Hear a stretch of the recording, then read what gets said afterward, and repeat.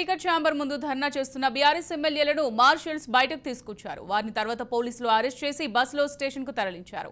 రేవంత్ రెడ్డి క్షమాపణ చెప్పాల్సిందేనని ఎమ్మెల్యేలు పట్టుబట్టారు. నిబంధనలకు విరుద్ధంగా వ్యవహరించడం సరికాదని, స్పీకర్ ఛాంబర్ ముందు నుంచి అందరూ వెళ్లిపోవాలని చెప్పినా కదలకపోవడంతో మార్షల్స్ వారిని ఎత్తుకొని తీసుకెళ్లారు. అక్కడ వారిని పోలీసులు అదుపులోకి తీసుకుని స్టేషన్ కు తరలించారు. తెలంగాణ అసెంబ్లీలో బీఆర్ఎస్ ఎమ్మెల్యేల ధర్నా వ్యవహారం వివాదాస్పదమైంది. అసెంబ్లీ ప్రారంభమైన తర్వాత ఎమ్మెల్యేలు మహిళా ఎమ్మెల్యేలపై సీఎం రేవంత్ రెడ్డి అనుచిత వ్యాఖ్యలు చేశారని క్షమాపణ చెప్పాలని డిమాండ్ చేశారు. తర్వాత అసెంబ్లీలోని సీఎం ఛాంబర్ ముందు ఎమ్మెల్యేలు ధర్నా చేశారు. ఈ వీడియోలు సోషల్ మీడియాలోకి వచ్చాయి.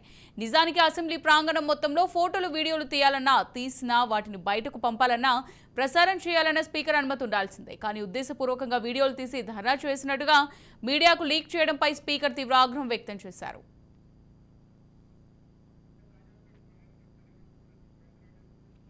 ఇక దీనిపై మరింత సమాచారం మా తెలంగాణ బ్యూరో చీఫ్ మహేందర్ రెడ్డి అందిస్తారు. మహేందర్ రెడ్డి, తెలంగాణ అసెంబ్లీలో స్పీకర్ ఛాంబర్ ముందు బీఆర్ఎస్ ఎమ్మెల్యేలు ధర్నా చేసినట్టుగా తెలుస్తుంది. ధర్నా చేసిన వాళ్ళను మార్షల్స్ బస్సులో పోలీస్ స్టేషన్ కి తరలించినట్టుగా తెలుస్తోంది. మరి దీన్ని ఏ విధంగా చూడొచ్చారు? దీనికి సంబంధించి డీటెయిల్స్ ఏ విధంగా ఉన్నాయి? అమూల్య, తెలంగాణ అసెంబ్లీలో స్పీకర్ ఛాంబర్ ముందు బీఆర్ఎస్ ఎమ్మెల్యేలంతా కూడా ధర్నా నిరసన వ్యక్తం చేయడం అనేది నేడు అసెంబ్లీలో చర్చకు దారితీసింది. అయితే ఓవైపు రాష్ట్ర ప్రయోజనాలు, ఇప్పటికే తాము ఇచ్చినటువంటి హామీలు, అయితే తీసుకొస్తున్నటువంటి ఆర్డినెన్స్లు, ఇవన్నిటిపైన ప్రభుత్వం కులంక్షంగా క్లియర్ గా వివరిస్తున్న నేపథ్యంలో బీఆర్ఎస్ మాత్రం మహిళల పట్ల అనుచితంగా వ్యాఖ్యలు చేశారంటూ సబితా ఇంద్రారెడ్డి పైన అయితే రేవంత్ రెడ్డి మాట్లాడిన తీరును వారు నిన్నటి నుంచి కూడా దాన్ని రాజకీయం చేస్తున్న పరిస్థితి కనిపిస్తుంది. ఇటు ఇప్పటికే ఆ విషయం పైన మొత్తంగా కూడా తెలంగాణ రాష్ట్ర వ్యాప్తంగా బీఆర్ఎస్ నేతలైతే ఓవైపు నిరసనలు వ్యక్తం చేస్తున్నారు. అయితే ఆయన అన్నది ముఖ్యమంత్రి రేవంత్ రెడ్డి కూడా నిన్న ఆయన అన్నది ఏంటి అనే దానిపైన కూడా పూర్తిగా క్లియర్ గా చెప్పిన పరిస్థితి. మరి దానిపైన కూడా ఇప్పటికీ రాజకీయం చేయడం, సభను తప్పుదో పట్టించిన తప్పితే దీంట్లో మరో ఉద్దేశం లేదు అన్నట్టుగా కూడా ప్రభుత్వం వైపు చెప్పుకొస్తున్న పరిస్థితి.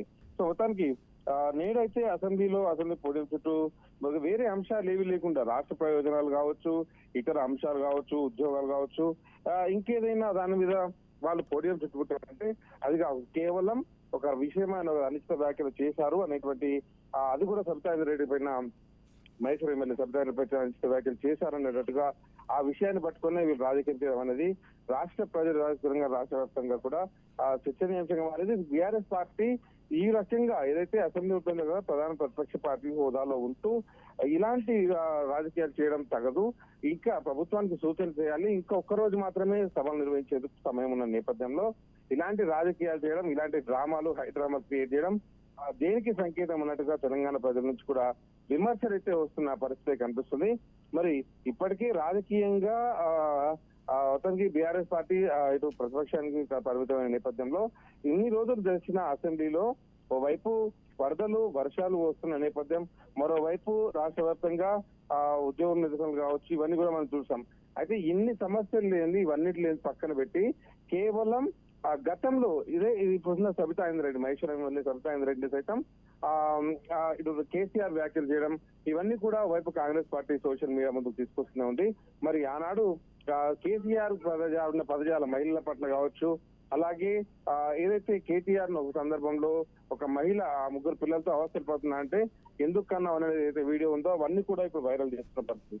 సో మొత్తానికి కేసీఆర్ అలాగే రాజకీయం ఇప్పుడు బీఆర్ఎస్ పార్టీ చేసిన ఈ రాజకీయం ఏదైతే ఉందో మొత్తానికి బీఆర్ఎస్ ఎమ్మెల్యేలను అయితే మీరు అరెస్ట్ చేయడం జరిగింది. అరెస్ట్ చేసిన తర్వాత ఆయన మార్షల్స్ అందరూ కూడా వారిని బయటకు తీసుకొచ్చారు. రేవంత్ రెడ్డి క్షమాపణ చెప్పాల్సిందేనని పట్టుబట్టి మరి వారంతా కూడా బయటికి వచ్చారు. నిబంధనల విరుద్ధంగా వివరించడం సరికాదన్నట్టు ఇప్పుడు బీఆర్ఎస్ ఎమ్మెల్యేలు చెప్పుకొచ్చిన పరిస్థితి. అయితే సభను పక్కదో పట్టిస్తున్నారు. దీన్ని పెద్ద సీరియస్ గా తీసుకున్న అవకాశం లేదు. దానిపైన పూర్తి ఎక్స్ప్లెనేషన్ అయితే ఇచ్చినాం. ఇలా మేము చేసిన దాంట్లో ఎలాంటి అనుచిత వ్యాఖ్యలు లేవని నిన్న ముఖ్యమంత్రి రేవంత్ రెడ్డి సైతం అదే సమయంలో వాళ్ళైతే చెప్పడం జరిగింది. సో ఏదేమైనా సరే బీఆర్ఎస్ నేతలు ఈ రకంగా వ్యవహరించడం అనేది సరికాదు అనేటట్టుగా మాత్రం పెద్ద చర్చగా మారిన అంశం. Amulya, right. Thank you Mahender Reddy.